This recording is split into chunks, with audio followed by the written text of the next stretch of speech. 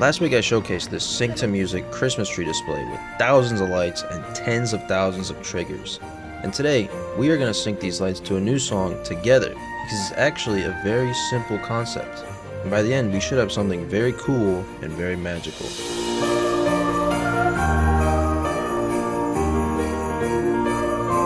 So we're syncing lights to music. There's basically 3 steps to do this.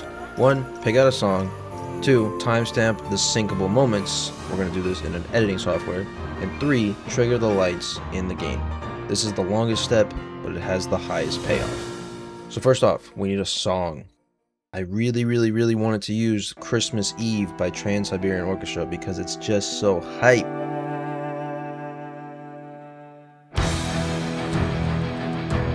But that's copyrighted. I don't want to get in trouble. So I was going to find the next best option that's similar to that song, and I learned that Christmas Eve is just a mash between Carol of the Bells and God Rest Ye Merry Gentlemen. So, naturally, the next best option would be Carol of the Bells by Mannheim Steamroller. It's also copyrighted, so let's just use this free one from a free website. The point is, you can use whatever song you want. Even if it's one that's already in the game, just screen record so we can get it into an editing software. Why can't we just do this in Planet Coaster? Well, playing sequences and timing things is sort of difficult and tedious in Planet Coaster, but it's very easy to lay things out in an editing software. Once you get your song in here, there's just one thing we need to do. Set the sequence to 10 frames per second. And I'm doing that because Planet Coaster only lets us add triggers every 1/10 of a second. So when I'm looking for beat drops, Premiere is going to tell me exactly what time to add my triggers. So let's try it.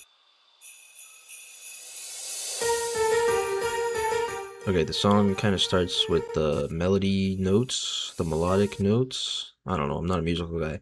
I think it'd be cool to start off with some lights flashing in sync to the notes here. So I'm going to find exactly where the first note starts. Right here. And we'll say notes start. And we need to figure out what notes are being played here. Again, I'm not a musical guy, but I can Google. I found this really handy chart that tells me exactly what notes are being played in the beginning. C, B, C, A. So I just need to listen to when each note switches and add my letter to the correct place. So I know that the first note is C, and that is at 2.1 seconds. Then the next one, 2.4. Okay, that one's B. And let's just speed this up a little bit. C again at 2.5 and A at 2.7. Cool. Now this repeats, so let me duplicate these to the next one. C, B, C, A. And the next one. Now all the notes are timed. And that looks good. So let's now bring this into the game. So for the purpose of this demonstration, I will be using this Christmas tree display because I have a lot of effects pre-made. If you haven't seen this thing before, go check out my showcase video. I have a full song already sequenced and it's on the workshop. So go check that out. But the concepts I'm showing here can be applied to anything. So first, let's grab a sequencer and call it master something, Carol of the Bells for me. And we are going to set our triggers to the time that we marked down inside Premiere. For me, I'm using these note effects, which change the color of some lights from black to white, and then fade back to black. It's very quick. I have different ones for different sides of the tree. If you play piano, please don't get mad at me. It's all randomly labeled and ordered. I don't know anything about music. So I'm going to grab the C, B, and A triggers and put them in the time slots that I need.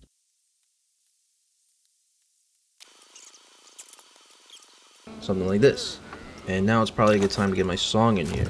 So I'll grab a speaker, place it down, and we will attach the song that I'm using and link that up to my master. Make sure it plays at 0 so it's synced with Premiere. Now let's see it.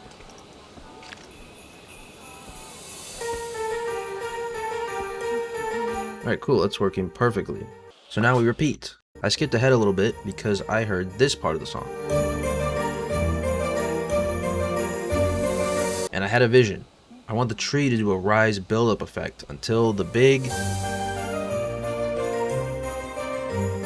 So I kind of timed that out. I decided to break the tree up into 4 parts because there's 4 build-ups before the drop. Each build-up seems to be 1 second long, and it starts at 18.1 all the way to 22.1, when the tree blasts white. So let's set that up. I have all of these rise effects from the sleigh ride song I made, and they're all split up for different strings of lights on the tree. So I'm going to grab these and make sure I have the right ones. It's a good thing I made this so organized. And I just need to time these in the right place, and that's about it. Having the tricky part done, which is timing and syncing inside Premiere, saves me so much time and headache. And that's time that I can now spend on sequencing the rest of this song before Christmas.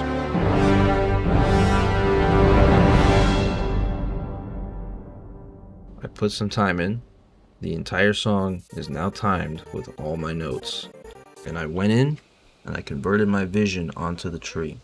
I had to use several sequencers because you can only add 100 objects in one. And I combined all those into the master. The workshop file is now updated. You will find 2 master sequencers with the 2 different songs. And I'll drop the Pixabay link in the description, so if you're on PC, you can download the song and play it in your own park. So for your viewing pleasure, Merry Christmas, Happy Holidays, and enjoy.